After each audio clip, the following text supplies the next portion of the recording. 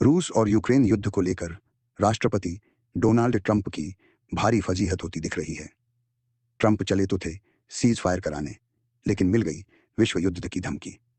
America और रूस के बीच तीखी बयानबाजी शुरू हो गई है। अमेरिकी पूर्व राष्ट्रपति डोनाल्ड ट्रंप के हालिया बयानों ने इस मुद्दे को और भी गर्मा दिया है। ट्रंप ने रूसी राष्ट्रपति व्लादिमीर पुतिन को आग से खेलने की चेतावनी दी है, जिस पर रूस ने कड़ा जवाब देते हुए तीसरे विश्व युद्ध की धमकी तक दे डाली है। बता दें कि रूस और यूक्रेन के बीच यह युद्ध अब 3 साल से अधिक समय से जारी है। जब से डोनाल्ड ट्रंप ने अमेरिका में दोबारा सत्ता संभाली है, वे इस युद्ध को समाप्त कराने के लिए लगातार प्रयास कर रहे हैं, लेकिन अब तक कोई ठोस सफलता हाथ नहीं लगी है। ट्रंप ने हाल ही में सोशल मीडिया मंच पर एक पोस्ट में लिखा कि पुतिन को यह एहसास नहीं है कि अगर मैं राष्ट्रपति नहीं होता तो रूस में अब तक बहुत बुरी चीजें हो चुकी होती। वह आग से खेल रहे हैं। इससे पहले उन्होंने पुतिन को सनकी तक कह दिया था। ट्रंप के इन बयानों पर रूस ने तीखी प्रतिक्रिया दी है।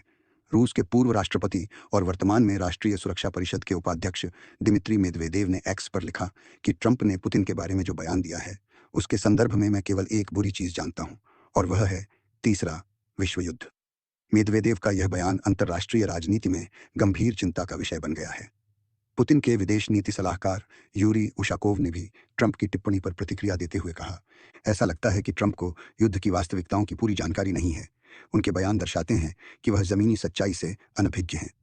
इस बीच ट्रंप के विशेष दूत कीथ केलाग ने रूस की प्रतिक्रिया को दुर्भाग्यपूर्ण और लापरवाह बताया। उन्होंने कहा कि तीसरे विश्व युद्ध की धमकी देना वैश्विक शांति के लिए खतरे का संकेत है और इस तरह की बयानबाजी से बचाना चाहिए। गौर करने वाली बात यह है कि 19 मई को ट्रंप और पुतिन के बीच फोन लंबी बातचीत हुई थी, जो मुख्य रूप से यूक्रेन युद्ध को लेकर केंद्रित थी। इस वार्ता के तुरंत बाद रूस ने यूक्रेन पर अपने हमले तेज कर दिए, जिससे इस बातचीत की प्रभावशीलता पर सवाल उठने लगे हैं। उधर यूक्रेन के राष्ट्रपति जेलेंस्की ने चेतावनी दी है कि रूस एक बड़े सैन्य अभियान की तैयारी कर रहा है। उन्होंने बताया कि रूस ने यूक्रेन के उत्तर पूर्वी सूमी क्षेत्र के पास लगभग 50,000 सैनिक तैनात कर दिए हैं।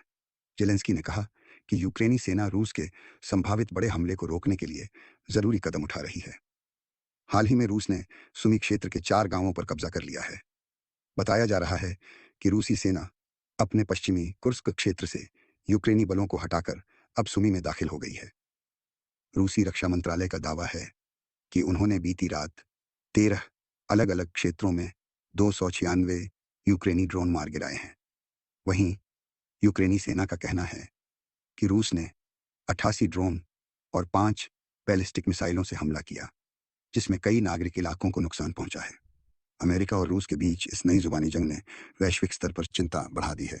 दुनिया भर के राजनयिक विशेषज्ञ और रक्षा विश्लेषक इस बयानबाजी को संभावित तीसरे विश्व युद्ध की चेतावनी के रूप में देख रहे हैं, खासकर जब रूस और अमेरिका जैसे परमाणु संपन्न देश इस तरह की आक्रामक भाषा का उपयोग करते हैं तो वैश्विक शांति को बड़ा खतरा पैदा हो जाता है। अमेरिका में भी कई विश्लेषक ट्रंप के बयानों को चुनावी रणनीति के रूप में देख रहे हैं, जिससे वे अमेरिकी जनता के बीच मजबूत नेता की छवि बना सकें।